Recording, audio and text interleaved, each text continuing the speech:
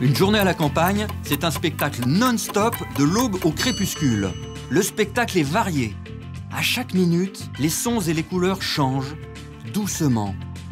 Des animaux très différents se montrent à vous. Des petits, des grands, des minuscules, des discrets, des colorés, des agités. Tous sont passionnants à observer. Mais si vous voulez rencontrer de grosses bêtes, il va falloir vous lever de bonne heure.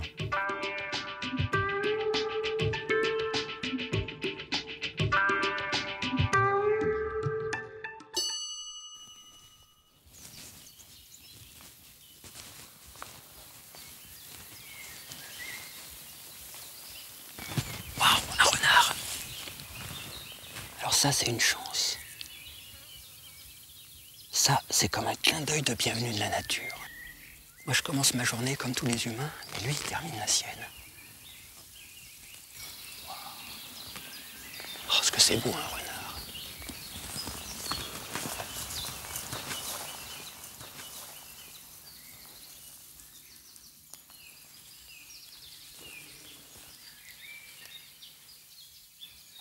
Il a attrapé une sauterelle. En fait, il n'a pas fini sa chasse. Je vais essayer une vieille ruse de sioux. Je vais essayer de l'attirer en imitant le cri du rongeur blessé.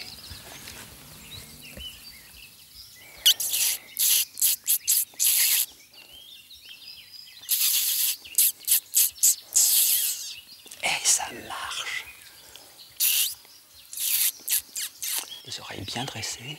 Ah, au niveau rongeur, je dois avoir un accent. Ça n'a pas marché longtemps. Le renard mange essentiellement des rongeurs. Il peut en éliminer de 6 000 à 10 000 en une seule année. C'est un véritable service de dératisation. Et non seulement c'est superbe, mais en plus, c'est un animal très, très utile.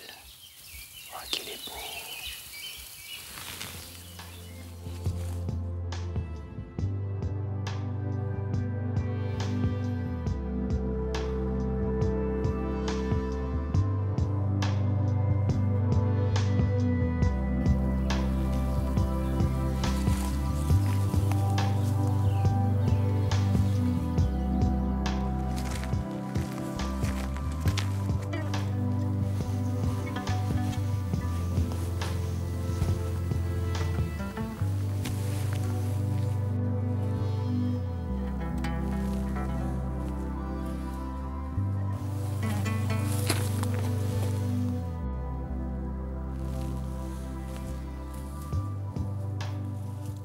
Ah, ça, c'est les rencontres du petit matin, c'est un chevreuil.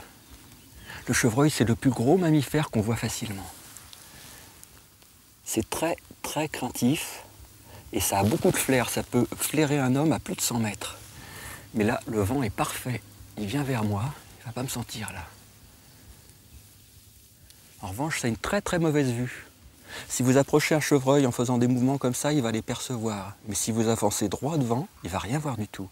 Et j'ai déjà approché des chevreuils comme ça à moins de 10 mètres.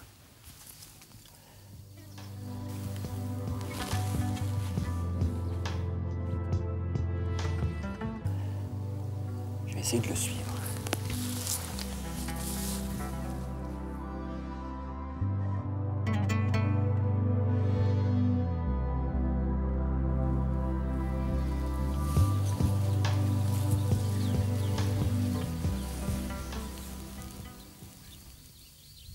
Ah, mais il y en a plusieurs. Il y a une femelle, une chevrette, avec ses deux petits de l'année, deux petits fans. Ils ont encore leurs taches. Ça, ils les perdront en automne. Les chevreuils, ça a de 1 à 3 petits. Celle-là, elle en a 2, elle est parfaitement réglementaire.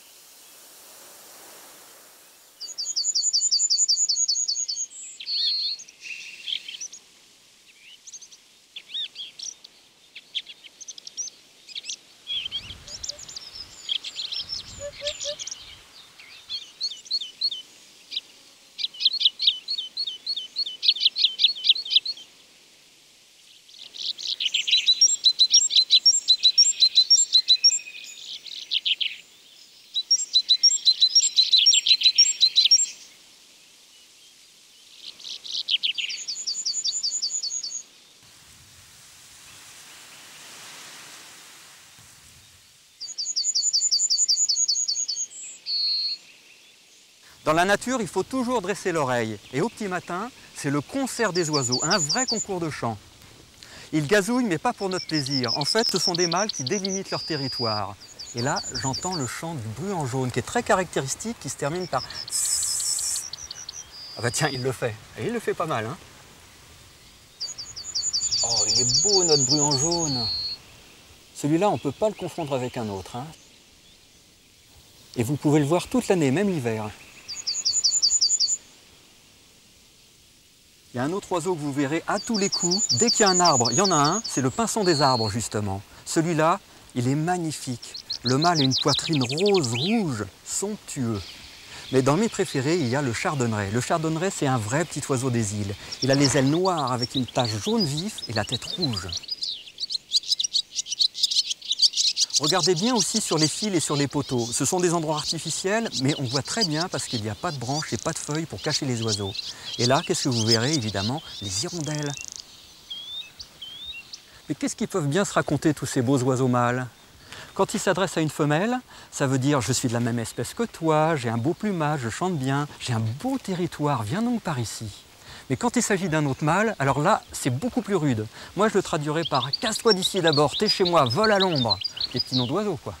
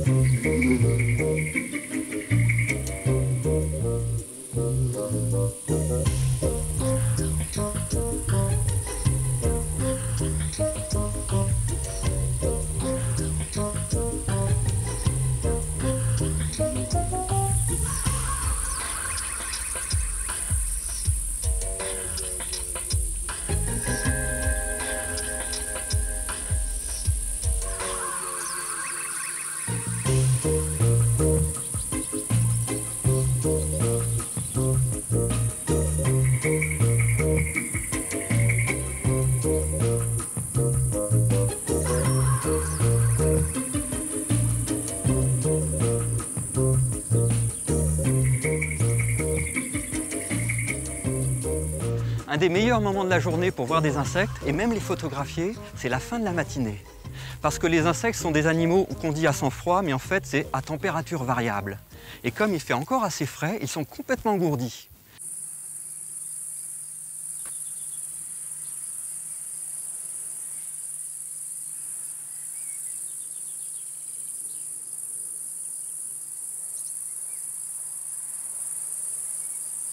Et là, au bord de ce chemin, il y a plein de fleurs, il y en a pour tous les goûts. Il y a de l'aquilée millefeuille blanche, il y a du millepertuis jaune, de la bourrache bleue, et au milieu de tout ça, il y a des tas de papillons. Les papillons, ce sont les insectes les plus spectaculaires. Si on les regarde au microscope, on s'aperçoit que leurs ailes sont composées de minuscules petites écailles. On en compte de 50 à 500 sur un seul millimètre carré. Sur les ailes d'un seul macaron, on peut en compter 1 500 000. Mais ça, c'est pas facile à vérifier. Vous connaissez tous ces papillons blancs dont on dit qu'ils apportent le beau temps. Eh bien, ils se repeignent les ailes avec leurs propres excréments qu'ils se glissent entre les écailles et ça leur sert de gouache répulsive. Dans un autre registre, d'autres papillons se servent des odeurs de leurs ailes comme de parfums de séduction. Et au cours de la parade, le mâle asperge littéralement la femelle avec des écailles aphrodisiaques.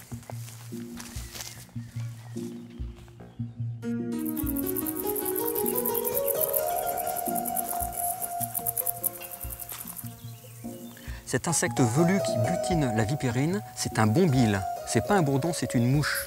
Et sa fourrure le protège du froid. C'est pour ça qu'on le voit dès le printemps sur les fleurs. Et sa particularité, c'est d'avoir une très très longue trompe, Comme ça, il butine à distance.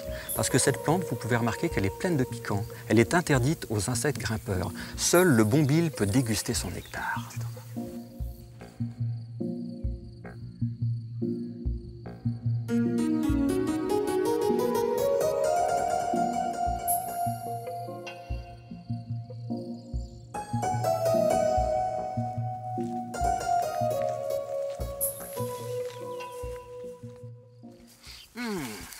Ça sent mauvais, à mon avis il y a une charogne ici. Elle doit pas être loin, parce que c'est rudement présent.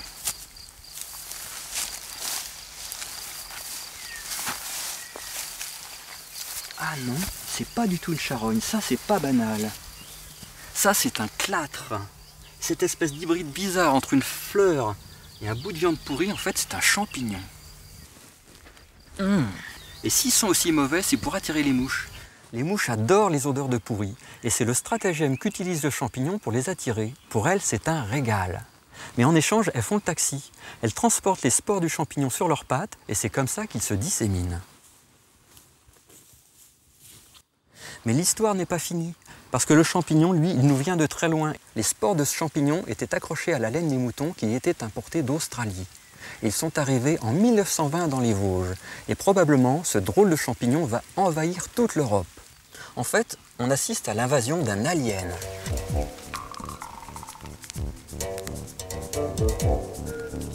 Ce qu'on ne sait pas, en revanche, c'est s'il est comestible, parce que ça, personne n'a voulu y goûter.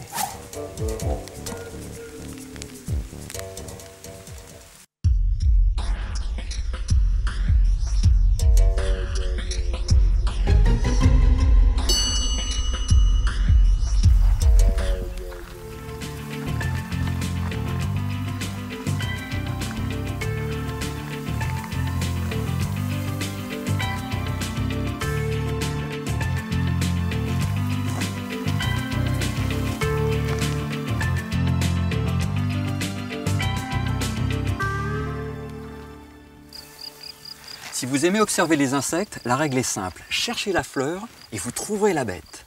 Ici, par exemple, il y a plein de fleurs jaunes, des sénessons. Et presque à tous les coups, on va y découvrir la chenille d'un papillon qui s'appelle l'écaille du sénesson.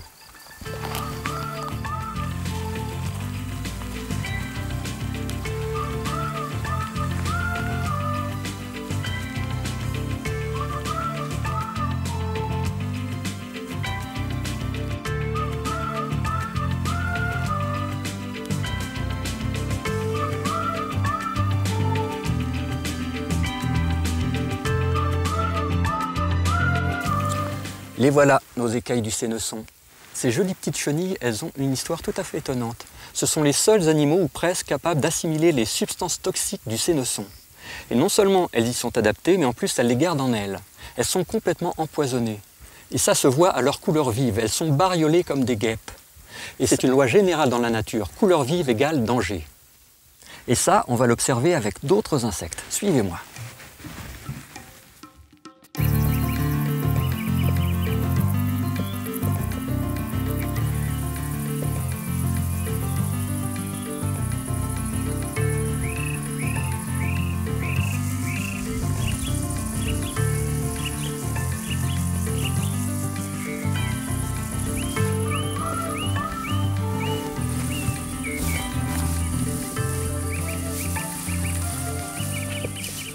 Ce petit insecte volant, c'est un cirfe. Il est rayé de noir et de jaune, exactement comme la chenille, exactement comme la guêpe. Un prédateur qui veut manger une guêpe, il va se faire piquer. Donc il va associer couleur vive égale douleur, et il n'est pas prêt d'oublier la leçon. Et ce petit malin, en fait, c'est une petite mouche totalement inoffensive qui s'est déguisée en guêpe. Elle affiche le panneau « Attention danger », et en fait, il n'y a rien à craindre d'elle.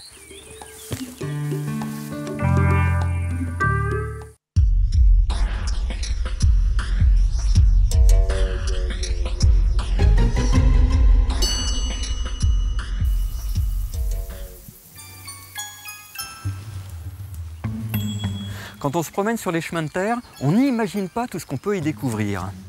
Regardez bien sur le chemin lui-même. Vous verrez peut-être des petits trous dans le sol ou alors des mini-volcans. Ça, c'est l'œuvre des abeilles solitaires. Des petites abeilles très particulières qui nourrissent leurs larves dans le sol.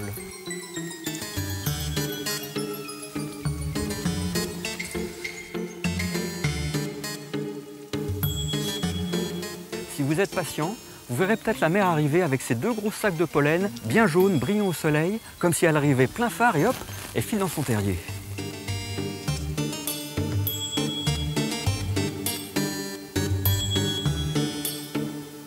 Ah, ça c'est autre chose. Ça c'est l'œuvre d'un animal tout à fait à part, plus rare mais très intéressant. Je vais lui faire aucun mal, mais je vais essayer de vous le présenter. Voilà le fauve. Je vous présente la larve du fourmilion.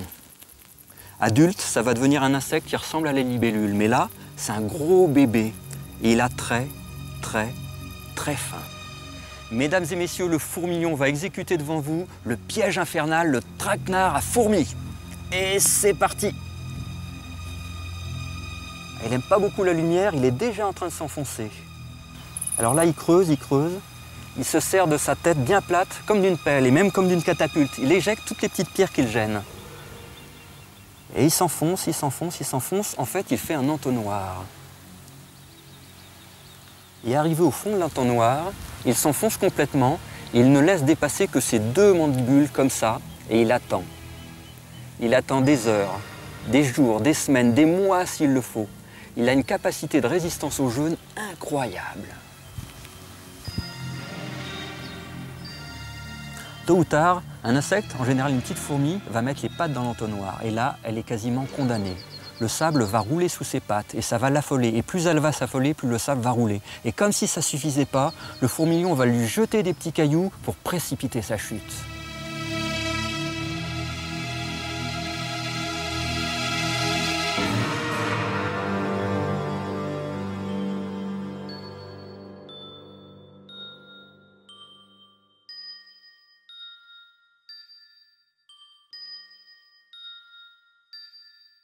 Et là, au moindre contact avec la mâchoire, clac, il va la harponner.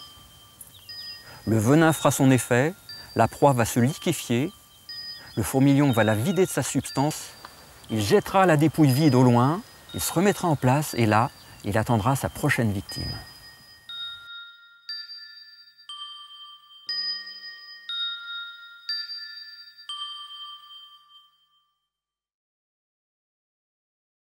Et ça, ce n'est qu'un tout petit exemple de ce qui se passe sous nos pas quand on marche dans les chemins.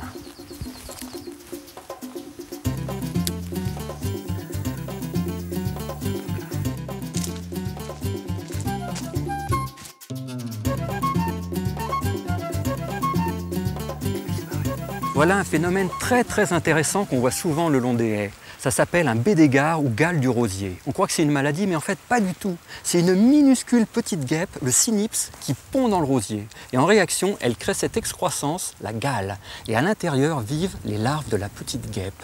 Autrement dit, la plante offre le gîte et le couvert à son parasite.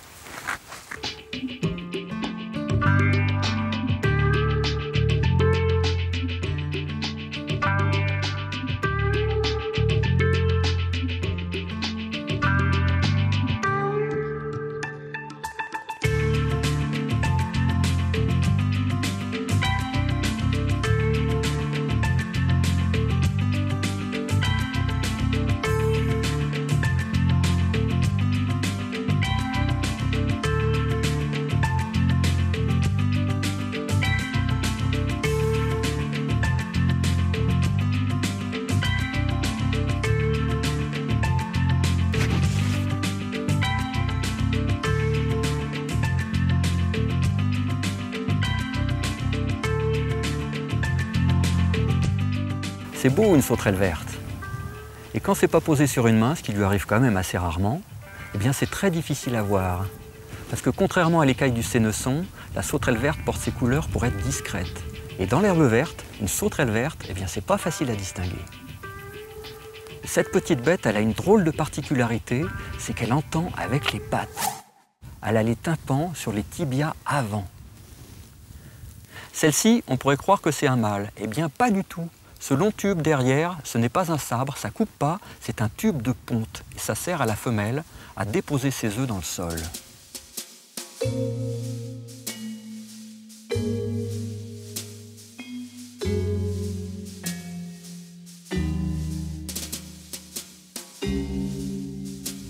Mais Mais au fait, quelle est la différence entre les sauterelles et les criquets? C'est très simple, il faut regarder les antennes. Si elles sont très longues, ce sont des sauterelles.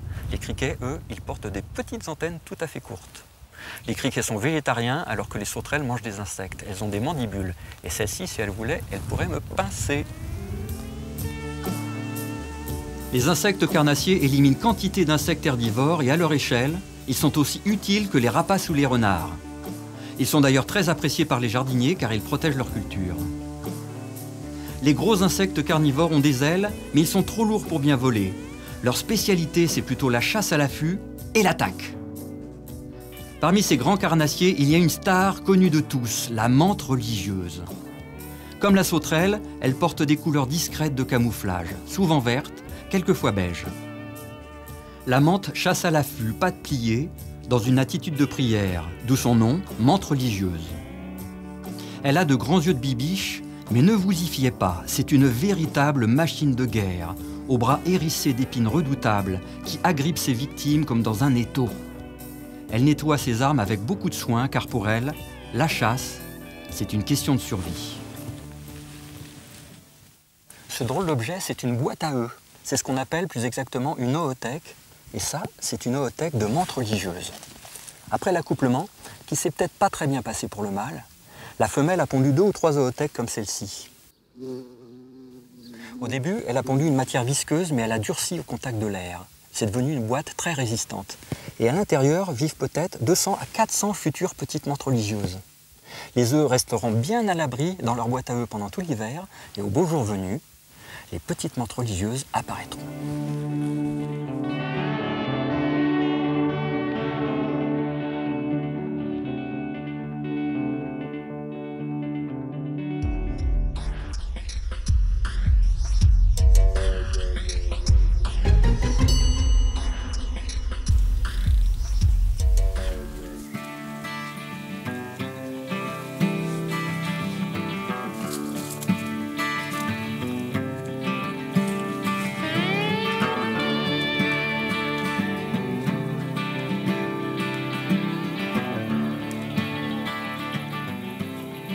Ah, une prairie abandonnée. Enfin, abandonnée par l'homme, mais reconquise par la nature.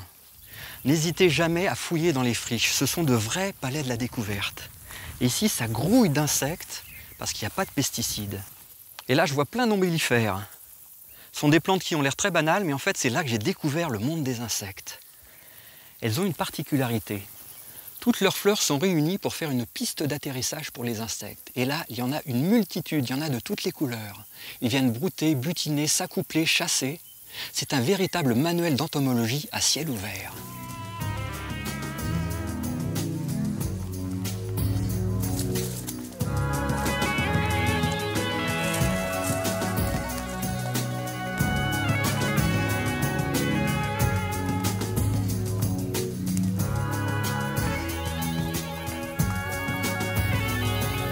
Et là en plus c'est une carotte et on voit la petite fleur rouge bien au centre qui sert de repère d'atterrissage pour les insectes.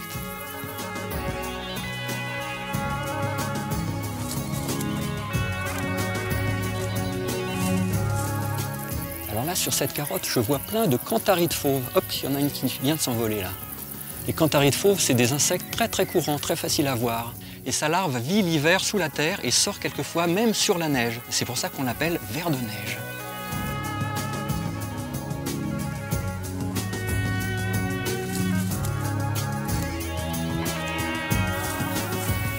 Il y a aussi un joli petit coléoptère brillant, beau comme un petit bijou.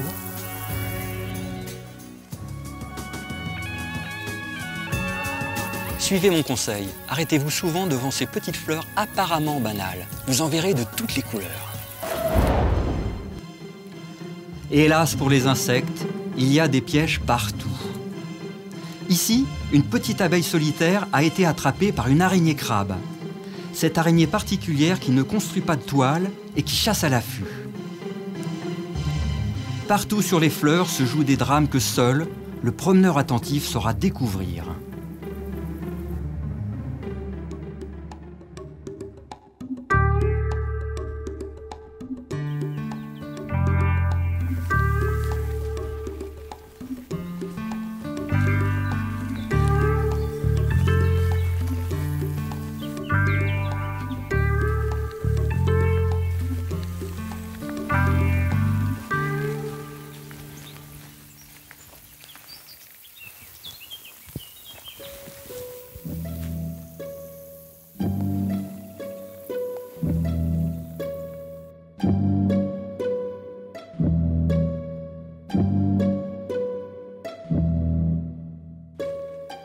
attrapé un dinosaure.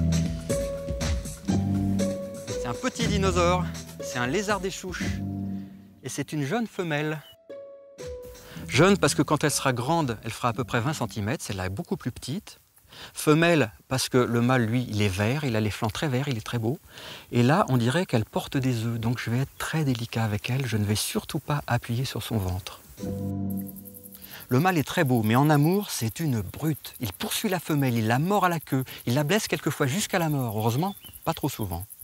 Et il a une drôle de particularité. Il sécrète au niveau de la face interne des cuisses une espèce de colle qui l'empêche de glisser pendant l'accouplement. Quand elle sera fécondée, la femelle va creuser un petit terrier et va déposer à peu près une demi-douzaine d'œufs. Bébé lézard ne connaîtra ni son papa ni sa maman. Il vivra tout seul, bien tranquillement. Et elle a bien mérité de retrouver la liberté. Allez, hop là! On l'appelle aussi le lézard agile et on comprend pourquoi. Le mot reptile vient de reptation, c'est-à-dire le fait de ramper sur le ventre pour se déplacer. Et ramper, ça use. Pour se protéger des frottements, les reptiles portent des écailles bien dures. Ces écailles évitent aussi aux animaux de perdre trop d'humidité par évaporation, parce qu'ils aiment bien se chauffer au soleil. D'ailleurs, quand on découvre un lézard, qu'est-ce qu'il fait? Eh bien, il lézarde, évidemment. Notre lézard le plus courant est le lézard des murailles. Lui, on le rencontre partout, sur les murs des villes et des villages, et au bord des chemins, sur les pierres et les rochers. Vous l'avez tous déjà vu. L'un des reptiles les plus colorés que l'on puisse observer dans nos régions est le lézard vert. Comme les deux autres, c'est un grand chasseur d'insectes et d'araignées. Et comme les autres, il lézarde, paresseusement, au soleil.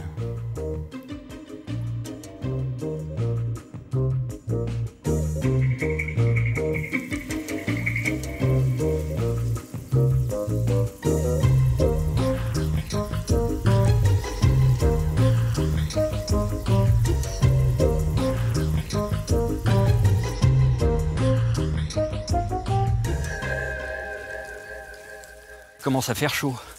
Et on entend des petits claquements un peu partout. Ça vient des genêts. Et plus exactement de leurs cosses. Elles sont bien noires, ce qui retient la chaleur, et quand elles sont bien sèches, clac, elles propulsent les graines quelquefois 2 ou 3 mètres. Elles font catapulte. Et c'est comme ça que les genêts se disséminent et que la lande se crée. Même bien grillés au soleil, les ombellifères sont toujours des plantes très intéressantes à explorer. Il n'y a pas besoin de chercher longtemps. Là, il y a une belle punaise rayée, qu'on appelle aussi Graphosome italien. Celle-là, elle porte des couleurs très très vives parce qu'elle est toxique. Elle contient des substances anti-oiseaux. Et si on cherche mieux, il y en a qui sont beaucoup plus discrets. Tiens, là, il y a un perce-oreille. Il a le nez dans les fleurs. Je peux vous dire que c'est un mâle parce que ses pinces sont courbes. Les femelles ont des pinces très très droites. Oh bah, il y en a partout. Alors ça, c'est un drôle d'insecte. Il y a des longues antennes. On dirait une sorte de sauterelle, mais en fait, c'est un grillon. C'est le cante commun. C'est un grillon méridional qu'on appelle souvent le grillon d'Italie. Ah, il y en a partout, partout. Là, il y a une petite coccinelle qui est encore réfugiée au creux de la fleur.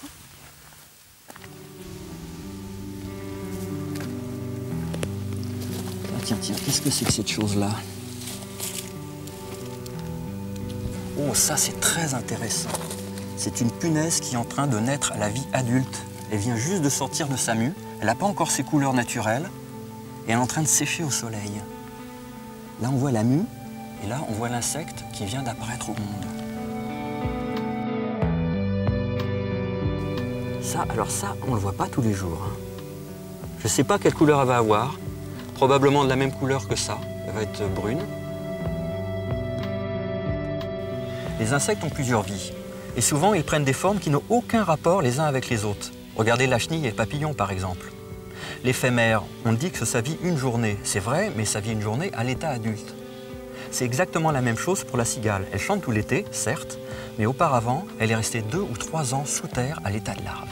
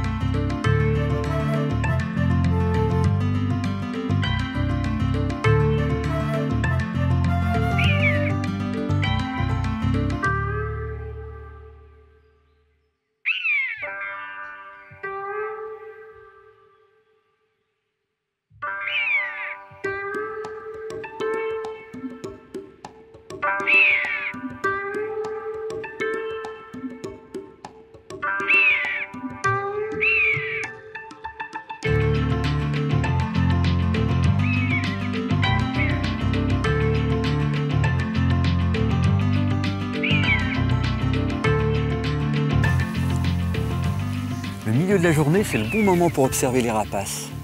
Parce que la chaleur monte et l'air monte aussi. Alors, ils profitent des mouvements des courants ascendants et ils s'élèvent sans faire aucun effort. Alors là, on peut voir des milans, des bondrées, des buses. Ah bah tiens, il y a de la bagarre. Ah ça, c'est classique. Dès qu'il y a un rapace, il y a de la bagarre. Ici, c'est une corneille. Elle est assez agressive, hein. Quelquefois, c'est des plus petits oiseaux. Ils font ce qu'on appelle du rameutage. Ils essayent de chasser le prédateur de leur territoire. Et en plus, ça prévient les copains de la présence de l'ennemi.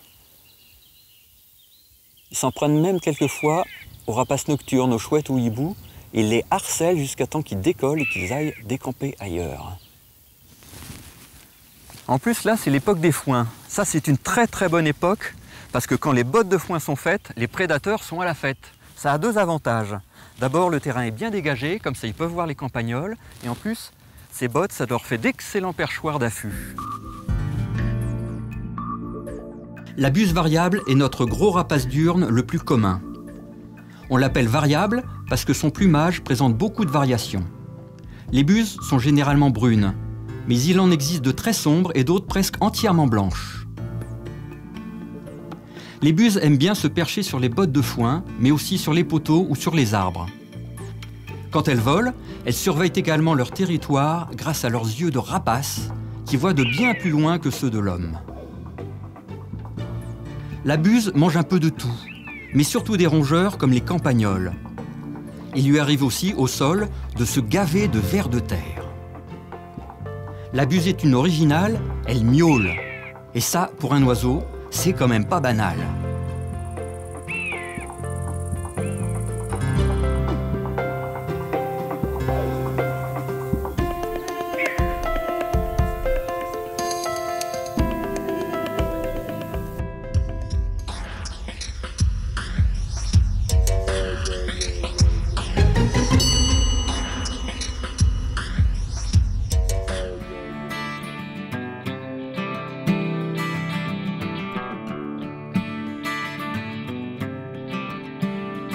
Le milieu de la journée, c'est plutôt l'heure de la sieste pour les oiseaux et les mammifères.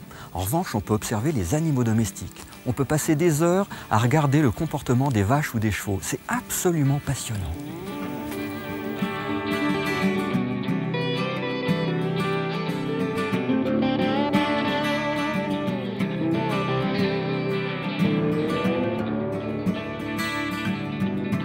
Oh, ça agite la queue, ça bouge la tête. À mon avis, ils ont beaucoup de mouches. Ça se voit d'ici. Et tiens, il y en a un là-bas, il est carrément assis sur son derrière et il se frotte. Ça veut dire qu'il a des vers.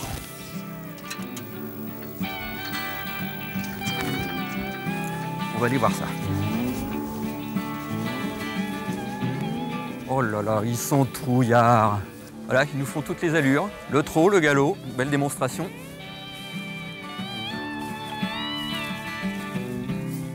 Et ils sont curieux, ils sont curieux. C'est comme ça que les Indiens attrapaient les chevaux avant. Ils les suivaient, ils les suivaient, ils les suivaient, et au bout d'un moment, les chevaux arrivaient, venaient à eux, et ils se laissaient attraper. Alors on va jouer aux Indiens.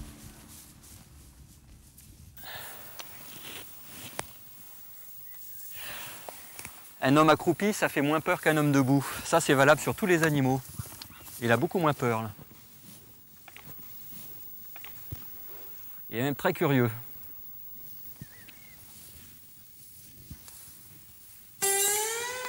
Souris, est filmé.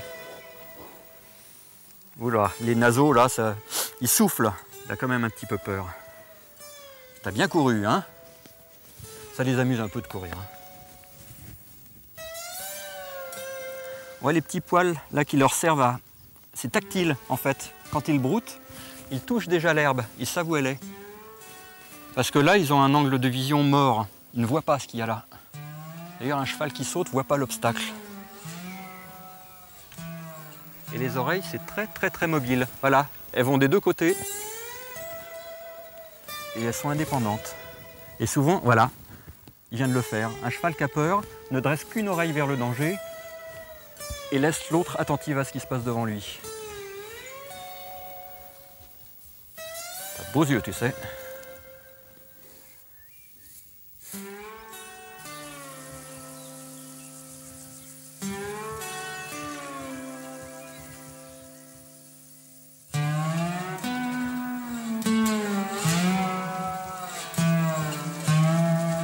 Les poneys sont trouillards et ça se voit sur leur visage, ça se voit dans la position des yeux. Si on se met derrière eux, on s'aperçoit qu'on voit encore leur œil, c'est-à-dire que eux voient ce qui se passe derrière eux. Et ça, on l'observe aussi bien chez les souris, chez les lapins ou chez les chevaux, chez tous les animaux qui sont des proies potentielles, parce qu'ils ont intérêt à voir d'où vient le danger.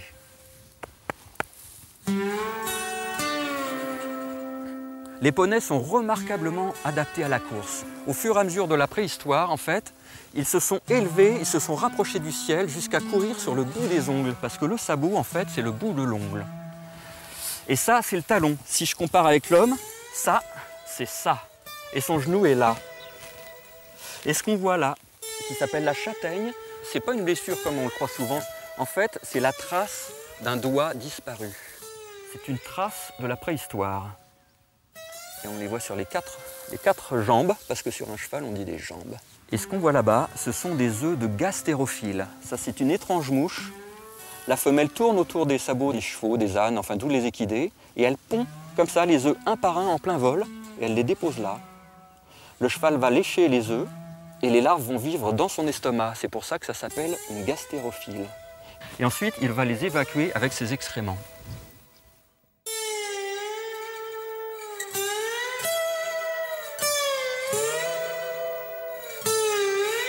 Ils sont harcelés de tas de mouches très différentes. Il y a les mouches grises qu'on voit autour des yeux, les gastérophiles. Il y a les mouches plates aussi, qui se mettent entre les jambes, là où les animaux ne peuvent pas se gratter. Ça, c'est une horreur, parce que ça leur suce le sang et ça pique. Ah, voilà quelque chose qu'on observe très souvent dans les champs. Ces deux chevaux qui se tiennent tête bêche. Ça, c'est contre les mouches. Chacun profite de l'effet chasse-mouche de la queue de l'autre. Mais ça n'arrive en général que chez les chevaux qui s'entendent bien, et là, c'est peut-être pas le cas. Ça n'a pas duré longtemps. Ah, et puis c'est bien efficace, hein.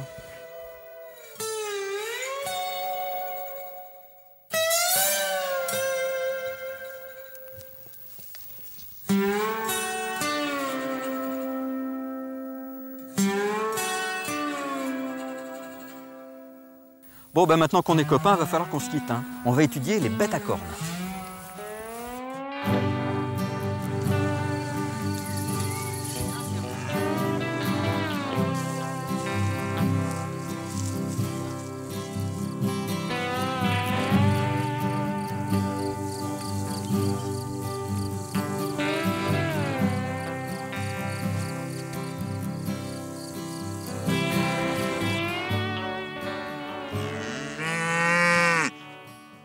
Voilà nos ruminants.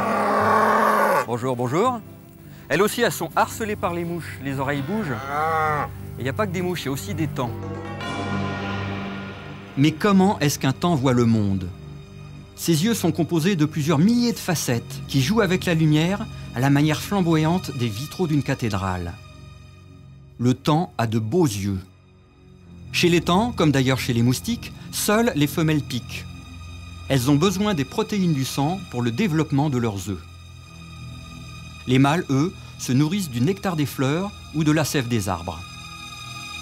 Quand ils sont nombreux, très nombreux, les tans peuvent prélever jusqu'à 1 demi-litre de sang à une vache en une seule journée. Mais au fait, pourquoi est-ce que la vache rumine? En fait, on peut penser qu'à l'origine, ses ancêtres broutaient dans des prairies très découvertes, à la merci des prédateurs.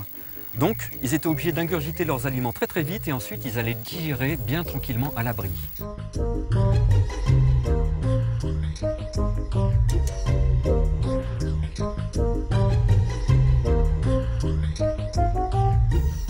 Mais il y a d'autres différences entre la vache et le cheval. Avec les découvertes de la génétique, on vient de s'apercevoir que la vache était beaucoup plus proche du dauphin et de la baleine que du cheval. L'ancêtre de la vache, c'est l'auroch. Une bête énorme qui faisait plus de 2 mètres au garrot, c'est-à-dire à l'épaule, avec des cornes de 1 mètre. L'auroch savait très bien se servir de ses cornes, et la vache aussi sait s'en servir.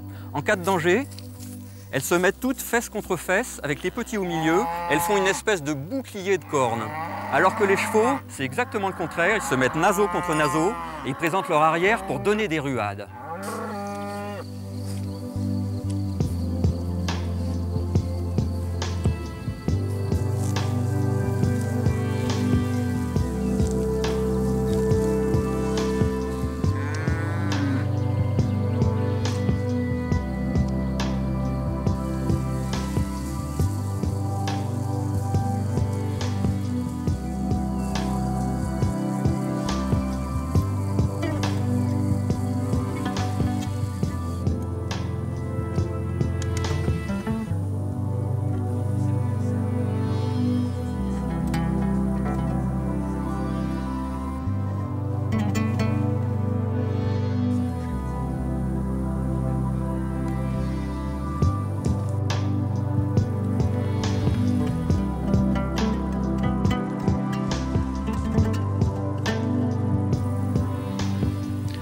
avez peur des serpents, c'est tout à fait normal. Je ne veux pas être désobligeant, mais tous les primates ont peur des serpents. C'est un vieil instinct. En revanche, ce qui n'est pas normal, c'est de les détruire par peur parce qu'on ne sait pas. Alors pour ne pas fantasmer sur les serpents, on va apprendre à les connaître. Il y a 2 critères principaux qui distinguent la couleuvre de la vipère. Le premier, c'est la silhouette. La couleuvre est très longue et elle a une queue qui se termine dans le prolongement du corps d'une manière très douce. Et en général, les couleuvres sont les serpents les plus longs. Une couleuvre à collier, ça peut atteindre 1,70 m, alors que la vipère, elle est plus trapue et sa queue se termine très rapidement. Elle se rétrécit très vite et c'est un serpent qui est beaucoup plus petit. Les plus longs font 80 cm à peu près.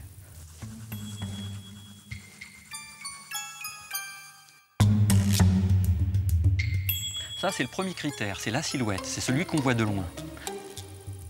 Le deuxième critère, c'est la pupille. Alors évidemment, il faut s'approcher un petit peu. Chez la couleuvre, la pupille est bien ronde, quoi qu'il arrive.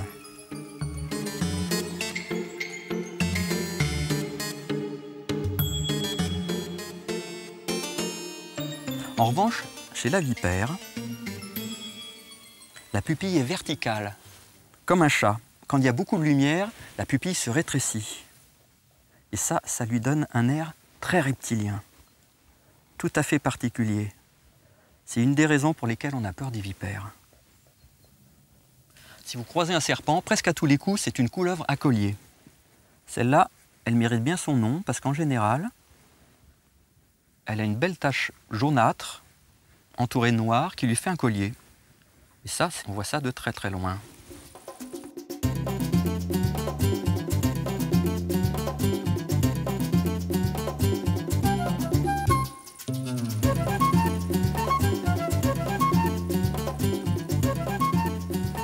C'est assez variable, hein. Il y en a qui ont des taches, il y en a qui sont toutes noires, mais en général, ça a cet aspect-là.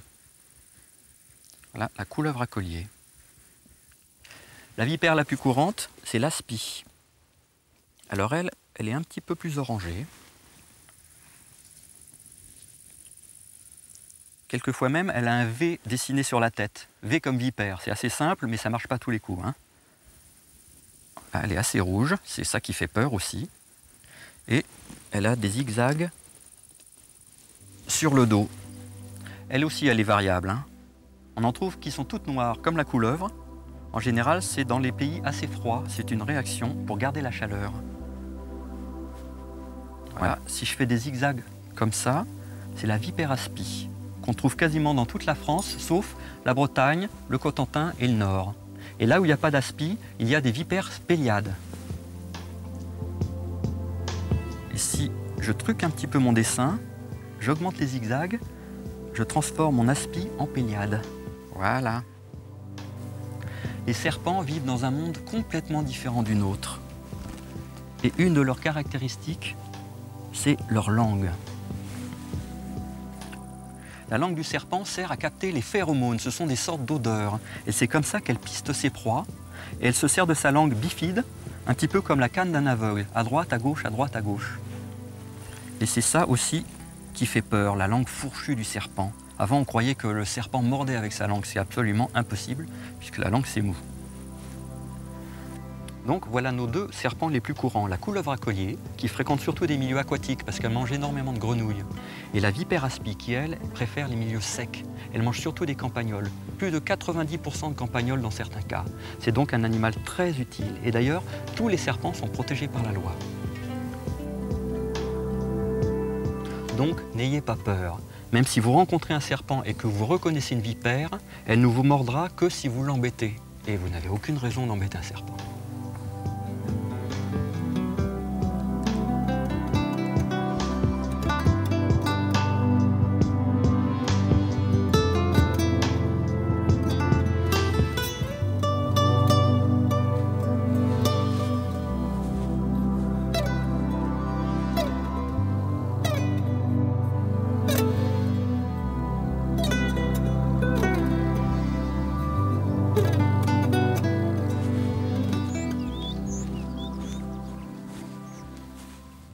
Ah, voilà un paysage comme on les aime. Un paysage de bocage, un paysage de haies. La haie, c'est un milieu entièrement artificiel, créé par l'homme il y a des siècles, mais n'empêche, la haie est très favorable à la nature.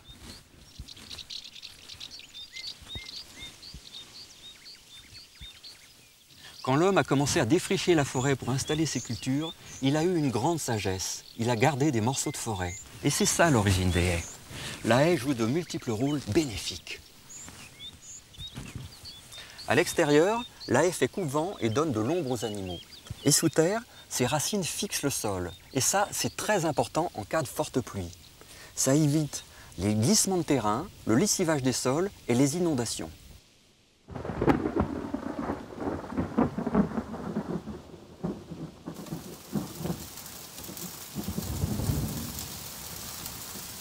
La haie joue aussi le rôle d'éponge. Quand il pleut trop, elle stocke l'humidité. Et pendant les périodes de sécheresse, elle la restitue. Et cerise sur le gâteau, la haie absorbe même les pollutions.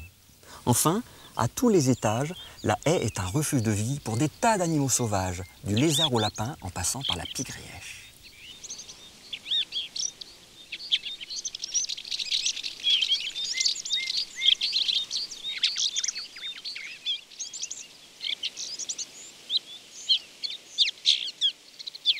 Il n'y a qu'un oiseau capable de faire un truc pareil, d'empaler ses proies sur des épines. C'est la pie-grièche. La pie-grièche, c'est l'oiseau symbole de la haie. On a trouvé la victime, on connaît le mobile, on va chercher le coupable.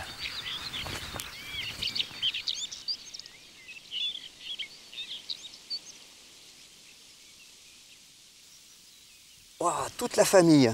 Voilà tous les criminels, ça ce sont des pie-grièches écorcheurs. Ils sont en train de donner la béquée. Ils donnent la béquée à un jeune mâle. On voit bien que c'est un jeune mâle parce qu'il a presque son bandeau noir qui va le distinguer de la femelle.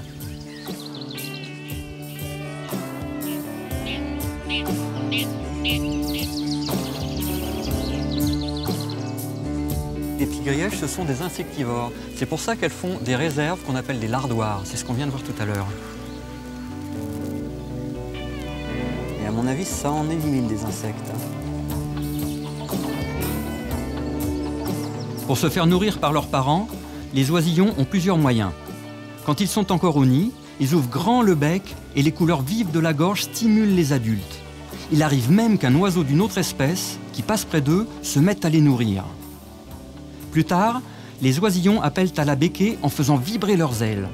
Ça, c'est un comportement très typique des oiseaux que l'on observe aussi chez les moineaux. Plus le petit grandit et plus les proies apportées par les parents sont grosses. Les pie-grièches choisissent donc le menu de bébé avec beaucoup d'à-propos.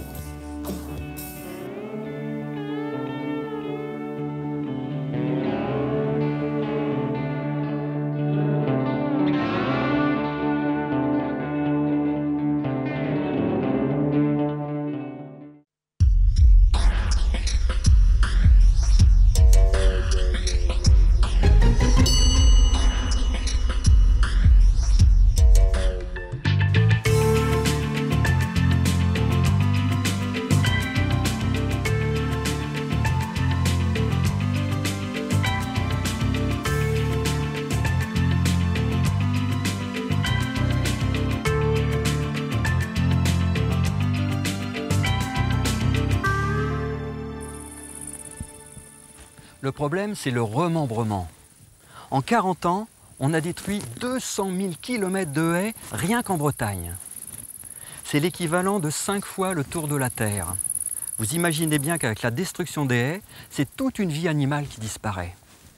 Pourtant, promenez-vous un petit peu le long des haies et regardez sa grouille de vie.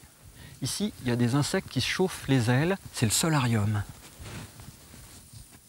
Vous fouillez un petit peu, vous trouvez des tas de trucs. Ah là, c'est pas un animal, c'est une trace. Ça, c'est une coulée. Des gros animaux sont passés par là, ils ont fait une autoroute, et ça, c'est utilisé par des gros, mais aussi par des petits animaux.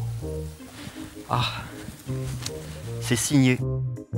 Il n'y a qu'un animal capable de faire une trace pareille. Mesdames et messieurs, vous avez devant vous les toilettes du blaireau. Il a creusé un trou avec ses griffes très puissantes de terrassier et il a fait ses besoins dedans. C'est ce qu'on appelle un pot de blaireau. Le blaireau, c'est pas un animal qu'on voit tous les jours. Et pour cause, il sort pas le jour. C'est un nocturne et il est très farouche. En revanche, si vous le voyez, vous allez le reconnaître tout de suite. Il est assez pâteau. Il a une belle fourrure grise, craquante, on a envie de le caresser. Mais il a aussi des bonnes dents, hein. Il a le museau fin. Il a un bon flair et les pattes plates, c'est un plantigrade, comme l'homme et comme l'ours. C'est pour ça qu'il a un côté gros nounours.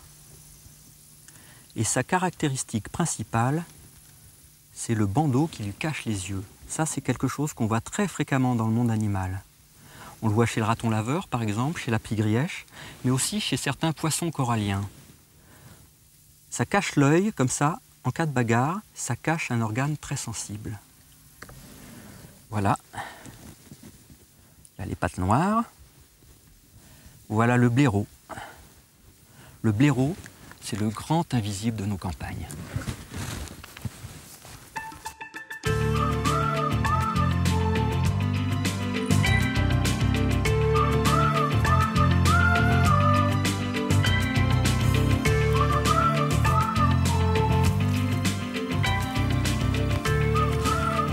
Oh là là, c'est le vrai champ de mine ici. J'ai jamais vu autant de pièges de fourmilions dans le même endroit. L'insecte qui passe ici, il a quasiment aucune chance d'aller plus loin.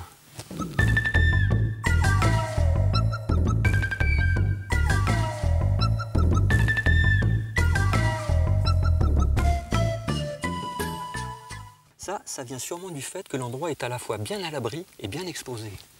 Et maman fourmilion a pondu dans cet endroit de rêve. Eh bien, bonne chance les fourmis.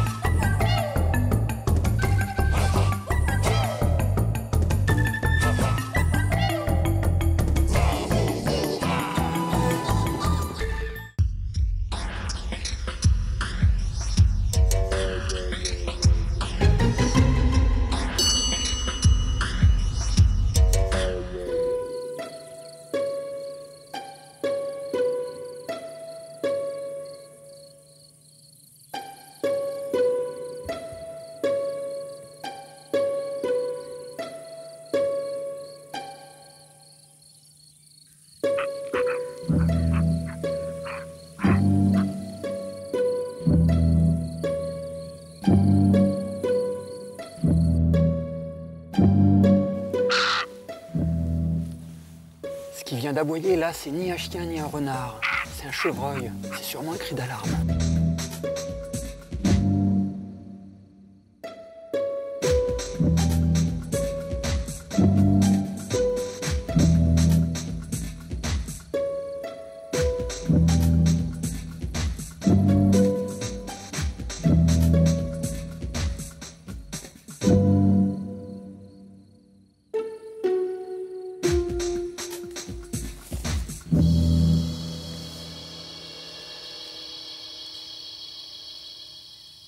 Ah bah voilà un mâle. L'aboiement, ça peut venir de ça aussi, parce que là, en plein été, c'est l'époque du rut. Et les mâles s'affrontent, ils aboient aussi. Oh mais il est blessé. Ah oui, il boite. Il s'est peut-être battu avec un autre mâle, ou alors c'est un accident avec une voiture. Ça, c'est très fréquent avec les chevreuils.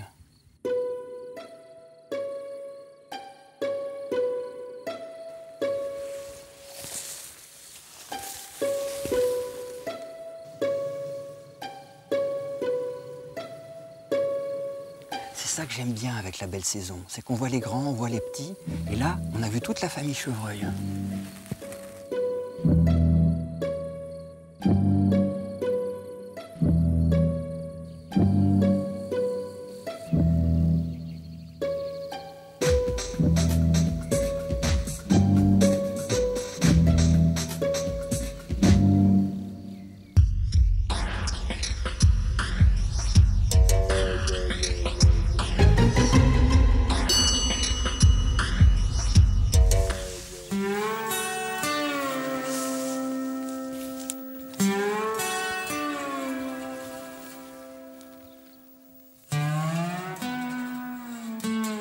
fin de la journée, tous les nocturnes sortent de leur abri et ça vaut le coup de chercher un petit peu partout. Alors dans les nocturnes, il y a les chouettes, les hiboux, les chauves-souris, tout ça, mais il y a aussi plein de petites bestioles familières, les escargots, les crapauds, les hérissons. Et le soir, c'est vraiment le bon moment pour découvrir la nature. Presque tout peut être un abri. Et sur ça, j'aurais pas dû le négliger. Un tas de paille comme ça, bien moelleux, ça peut être un refuge pour un nocturne qui va bientôt sortir. Ah tiens, un héros de conte de fées, approchez-vous. Le voilà, c'est le prince charmant, c'est le crapaud commun. Alors là, il se gonfle, il essaye de m'impressionner, mais enfin bon, j'en ai vu d'autres. Hein. Les grenouilles et les crapauds n'ont pas de plumes, pas de poils, pas d'écailles pour se protéger, mais ils fabriquent un mucus protecteur qui a plein de propriétés. En Amérique du Sud, il est interdit de lécher la peau de certains crapauds parce qu'ils ont des propriétés hallucinogènes. Mais notre petit crapaud commun, lui, il n'est pas bien dangereux. Il faut quand même se laver les mains si on en a touché un, mais c'est tout. Alors lui, je vais le remettre à sa place. Il ne faut jamais déplacer les animaux, parce qu'ils sont adaptés à leur territoire, et ailleurs, peut-être qu'ils ne survivraient pas. Au revoir.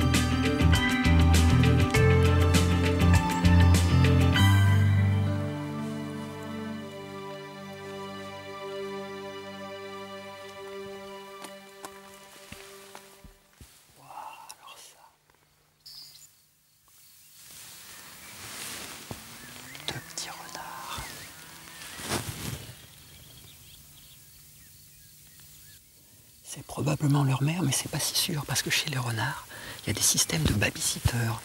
Le renard est beaucoup moins solitaire qu'on le croit. Oh, ce que c'est craquant. Là, ils doivent avoir 4 mois à peu près. Ah tiens, ils vont sur la route.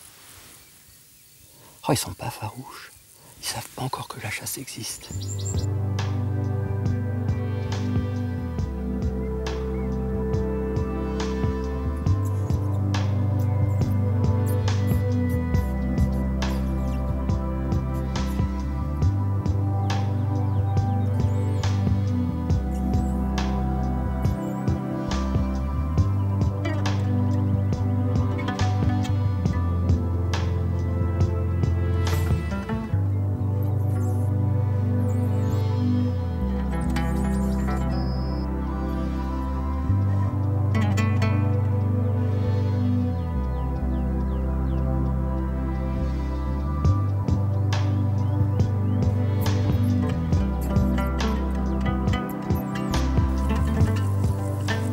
Leur journée, et moi je vais terminer la mienne, je vais m'éclipser, et la nature suit son cours.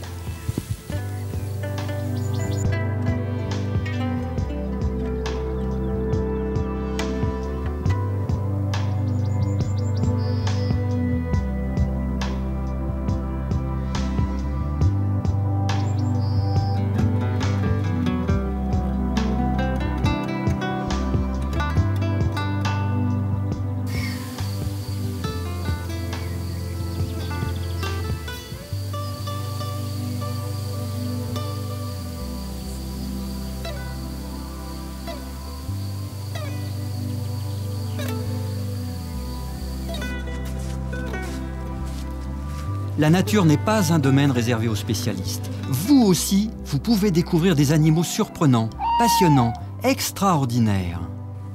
Il vous suffit simplement de partir de bon matin, en silence, d'ouvrir l'œil et de tendre l'oreille. Qui sait, au détour d'un chemin, il se peut qu'un petit renard vous attende.